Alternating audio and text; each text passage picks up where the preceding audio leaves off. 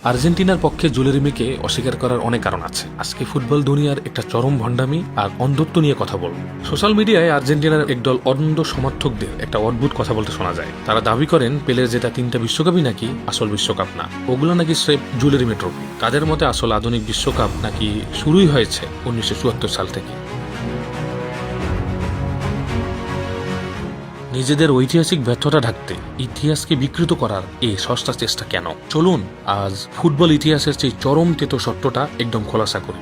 Argentina যে ট্রফিকে জুলেরিমে trophy বলে অবমূল্যায়ন করার চেষ্টা করে, সেই জুলেরিমে যুগে আর্জেন্টিনা ট্রফি জেতা তো দূরের কথা, টুর্নামেন্টে কোয়ালিফাই করতেই তাদের দম ছুটে গিয়েছিল।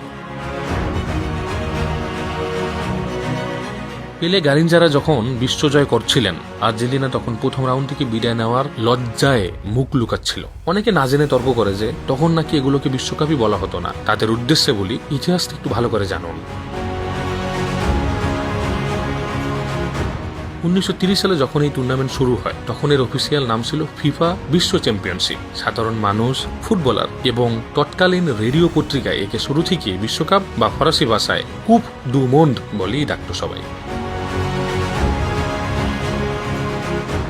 1930 সালের উরুগুয়ে বিশ্বকাপ থেকে শুরু করে পেলের জেতা 1958 বা 1970 সালের বিশ্বকাপের অফিসিয়াল পোস্টার, ম্যাচ টিকিট এবং লোগো সবখানি স্পষ্ট করে স্প্যানিশ ভাষায় ক্যাম্পিওনাটো মুন্ডিয়াল ডে ফুটবল বা ইংরেজিতে ওয়ার্ল্ড কাপ খোদাই করা ছিল। ফিফার প্রতিষ্ঠাতা জুলেরিমের সম্মানে 1946 সালের ট্রফিটির নাম বদলে জুলেরিমে রাখার আগে দীর্ঘ 16 বছর এই ট্রফিটার অফিসিয়াল নামই ছিল বিশ্বকাপ।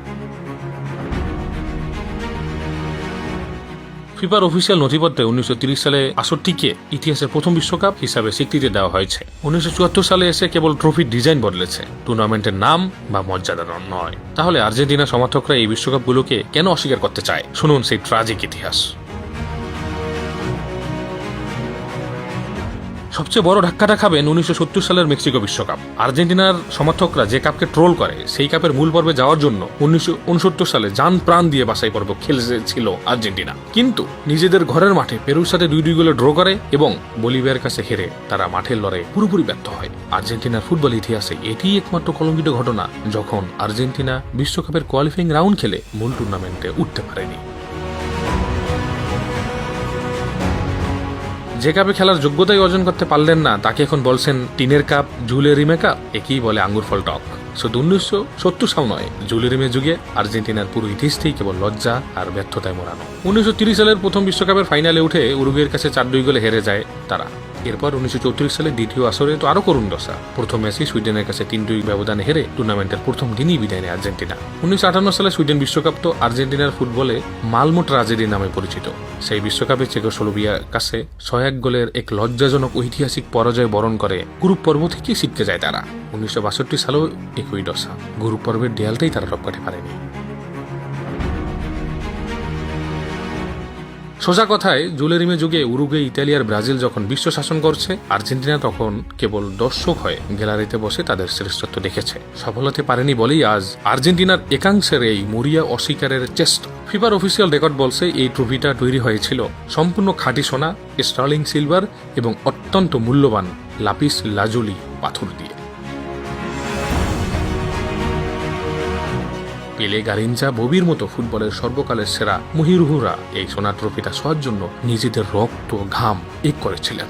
ফুটবল ইতিহাসের আদি এবং আসল গৌরব নিহিত আছে এই জুলেরিমে ট্রফিটি। নিজেদের ট্রফি ক্যাবিনেটে ওই 40 বছরের কোনো ট্রফি নেই বলে ফুটবলের সোনালী অতীতকে অস্বীকার করা চরম মূর্খতা ছাড়া আর কিছুই নয়। ইতিহাস ইতিহাসই থাকে, তাকে ট্রোল করে মুছে ফেলা যায় না। জুলেরিমে ট্রফি ফুটবলের আদি গৌরব ছিল, আছে এবং থাকবে। আর সেই গৌরবের মঞ্চে আর্জেন্টিনা পুরোপুরি এক ব্যর্থ দলের নাম। তাই পরবর্তী সময়ে পেলে বা জুলেরিমেকে নিয়ে ট্রোল করার আগে নিজেদের এই লজ্জাজনক ইতিহাসটা একবার মনে করবেন।